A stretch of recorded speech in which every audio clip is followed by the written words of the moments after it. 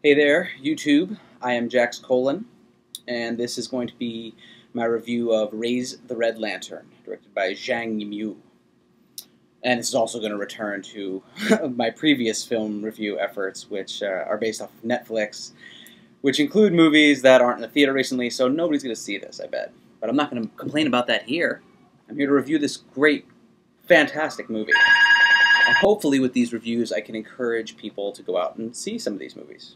Raise the Red Lantern, it's pretty recent. It came out in '91, and it's the story of this girl in China, and it seems like ancient China, but it's actually set in the 20s. But you wouldn't know it until a good 40 minutes into the movie. Somebody busts out like one of those crank-style record players. But other than that, it would seem like it's 600 years ago in like ancient China or something like that.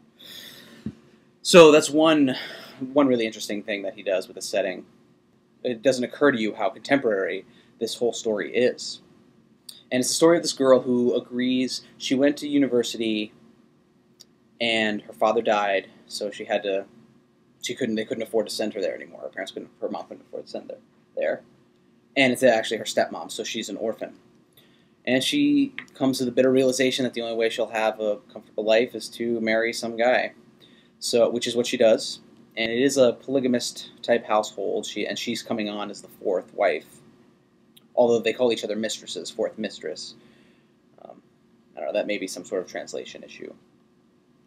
But she comes into this household, and it's mostly about her dealing with the politics that are inherent in this kind of microcosm. The characters are really great. There's an interesting twist on who turns out to be the bad guy. There's some people come with smiles and turn out to be the worst, and people who are outrightly against you in the beginning could turn out to be the ones with the good hearts. It's definitely a veiled commentary on the communist government of China, but it's also a not so veiled study of male-female relationships and power struggles. One of the big themes that I really liked was how, when groups fight amongst themselves, they lose sight of their common enemy, which is the oppressor, which in most cases is the state. Yeah, and it's, as far as the cinematography and the music, this is actually going back to There Will Be Blood. There's the music that's throughout this movie.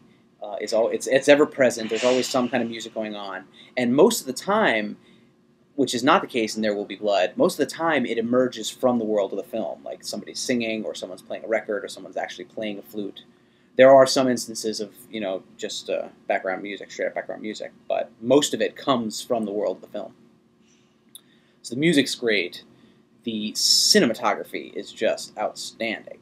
Most of it comes from the architecture of this ancient Chinese estate, and it must, in a way, it must be really easy to shoot because everything is so symmetrical. If you place the camera right in the middle, you automatically have a great shot because of this architecture that's already there. So that's one good thing that really has going for it. But the interesting thing is, even though there's all this ornate architecture, and it's very stylized, there's almost no color. Everything's dead, very gray. There's these little splashes of color, and obviously red is a big theme throughout the movie. Important characters wear red at key personality changes. Some characters start wearing red. There's red lanterns all over the place, shockingly enough. Yeah, but the cinematography is amazing. It's, again, actually, kind of like There Will Be Blood. It's a little bit slow-paced, but it always manages to keep you engaged. And I was fascinated by this movie. I know I said I wouldn't review movies that I hadn't already seen. I did see this movie in college, but that was, oh my God, 6 years ago? Is that right? 6, 7 years ago. So it's been a while since I've seen it. But I just watched it again recently, and I wanted to recommend it to everyone out there, to my handful of loyal subscribers. Thank you so much. And to anybody else who's interested in movies, Raise the Red Lantern. 5. Solid 5. Punches in the face. I'll see you guys next time.